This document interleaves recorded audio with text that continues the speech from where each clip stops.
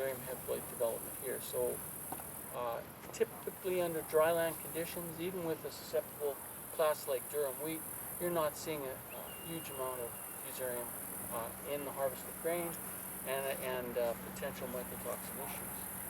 However, where we see irrigation being applied, and especially from about mid-June through to the end of July, the more irrigation that's put on during that period, the greater the risk in terms of fusarium head blight development and mycotoxin production in the harvested grain.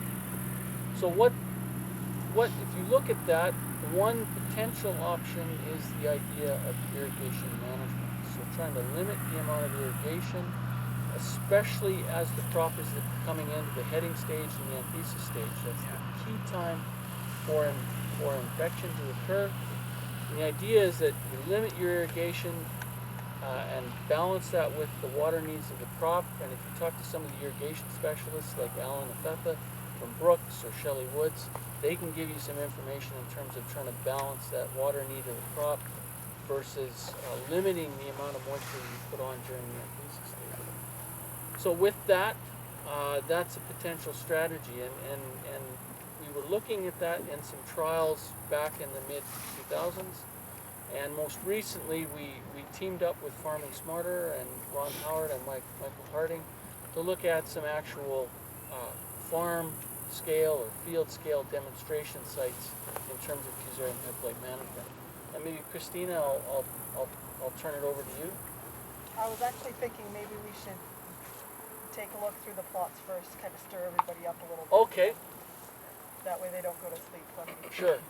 We'll walk down. So just have a look at the different treatments. You can see a fair bit of a difference. I've got a few leaves with some, primarily some tan spot. I've got to put my reading glasses on to see the Pycnidia of Septoria. One of the other things I just want to point out that you might see in your barley, and we are seeing some of it in wheat, is thrips damage.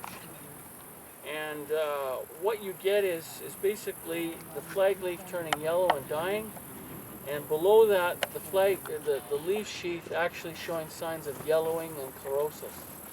And sometimes you get patchy areas on that leaf sheath. If you peel open the leaf sheath and look at that tissue, the interior of the leaf sheath tissue, more often than not, you'll either see signs of thrips activity, so frass or crap, or the remnants of thrips that are there, or actual live thrips. So we've seen a lot of that in barley over the years. This year we're seeing it in barley, but we're also seeing a fair bit of it in wheat. So that's just something to keep in mind. So there's a couple of barley plants here where we've got, again, some of this chlorosis and yellowing at the base of the flag leaf and the flag leaf sheath. The flag leaf itself is gone, it's dead. And basically, my understanding, I'm not an entomologist, but is that and Ron, correct me if I'm probably parroting what Ron has said, I heard him talk about here a few days ago. The thrips actually scrape the leaf surface, the epidermis, cell contents leak out, and the thrips feed on it.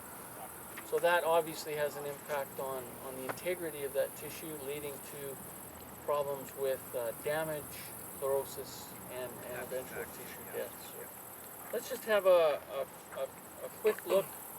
We've got some, looks like some stripe rust on some barley here. Some symptoms here.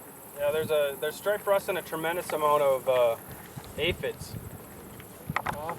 that have been causing damage. But at the same time, we're seeing a tremendous amount of ladybird larvae that have been feeding on them. So it's kind of a neat situation where you've got a whole bunch of pests, but at the same time, the ladybird beetles are feeding on them, trying to get them under control. The other thing, maybe if you wouldn't mind mentioning, in barley and in these plots here too, we've actually seen some ergot development, and maybe you could talk a little bit about ergot management. Good eye, Ken. Ergot. My comment there is go to the Farming Smarter website, the little blurb that we put together, and I don't know if we made some copies today. There's a section on cereal leaf disease management, stripe rust, and ergot management. And there's some website links for ergot. Ergot is a very difficult issue to manage.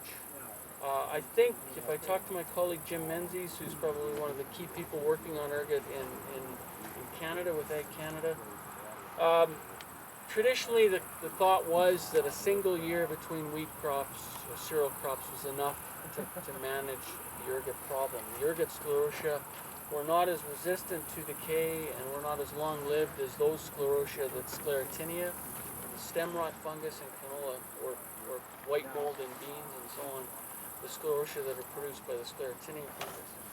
However, we're starting to think that maybe these ergot bodies can persist for a bit longer than just a year. So if we look at our typical cereal, canola cereal rotation, not great for fusarium, not great for leaf spot management, not great for root disease management, and probably not great for ergot. So we're seeing probably a general increase in the production of ergot bodies going back into the soil, leading to higher levels of inoculum in subsequent seasons. So you get the combination of more inoculum, a susceptible host, and a favorable environment. And 2011 was a bad year for ergot. We had over 30% of the Canadian Western Red Spring samples here in Alberta that were downgraded due to the presence of ergot. So ergot management, just in a nutshell, there are no differences between varieties. The differences that are there are so subtle that really they're of limited practical significance in terms of what's happening in the field. In terms of cereals, you want to make sure that you limit anything that you have control over in terms of aspects that lead to stress on that plant as it's coming into the heading and flowering stage. Anything that will have an impact on viability of the pollen will impact your risk of ergot. So a late herbicide application, which leads to pollen sterility issues, copper deficiency.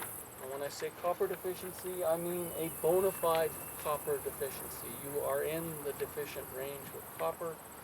If you put copper on, what it does is it limits issues with pollen viability and sterility. It improves pollen viability, and you don't get the consequence of pollen sterility. And what happens with pollen sterility, and whatever factor causes that, so copper deficiency, boron deficiency can be an issue, frosts at the time of heading, a real hot streak that can have an impact on pollen sterility. But the pollen, if it's not viable, so the ovary in that cereal head has not been fertilized, what will happen is it will start to swell. So the flower parts will open up because the plant's trying to capture any pollen that's floating around in the air. So it's trying to complete its life cycle, that wheat or barley plant. Problem is if you open up your flower to pollen, you're also opening it up to ergot. So anything that leads to greater flower opening, and the primary factor there is issues that have an impact on pollen viability. So good fertilization, trying to manage that crop, avoiding late herbicide applications if you can, and that may be difficult depending on weather conditions and the ability to get into the field. You know, that if you end up with an ergot problem in the field, there's a few things that might be helpful in terms of reducing the amount of downgrading. First of all, often it's the headlands in the field that are most affected. So one recommendation is that if you notice that that's the case, and these things are quite distinct, you may want to harvest the outer area of the field separately, or at least bin it separately from the rest of the field. So the rest of the field, the grain, you're not going to see the grade reduction, at least to the same extent as the field headlands. One other option, that if you have the ability to let that crop stand in the field and maybe straight cut it, once the cereal heads become mature, the ergot bodies become very loose in that cereal head, and wind action on the plant, movement of the plant can actually shake those ergot bodies out. All that's doing is reducing the amount of potential downgrading. If you harvest grain with ergot, you can look at gravity table. cleaning, and now the new color sorting technology that a lot of the seed pruning plants are installing. That's an effective way of cleaning out the irrigate. So really what you're doing is maybe moving your grain from a number 3 to a number 2, or from a number 2 to a number 1. So you're saving grade in that situation. So Ken, I don't know, or Ron, I don't see anything else in terms of irrigate. But Central Alberta has been irrigate central Yes. for the prairies, and there's been significant downgrading the past couple of years, and especially last year. Last year there was a lot of downgrading for irrigate, so it's a very important disease, and it goes through with cereals and grasses are an important part of the life cycle of the irrigate, mowing the headlands, or mentioned is important. so let's just have a quick walk down, and then maybe Christina, we'll come back.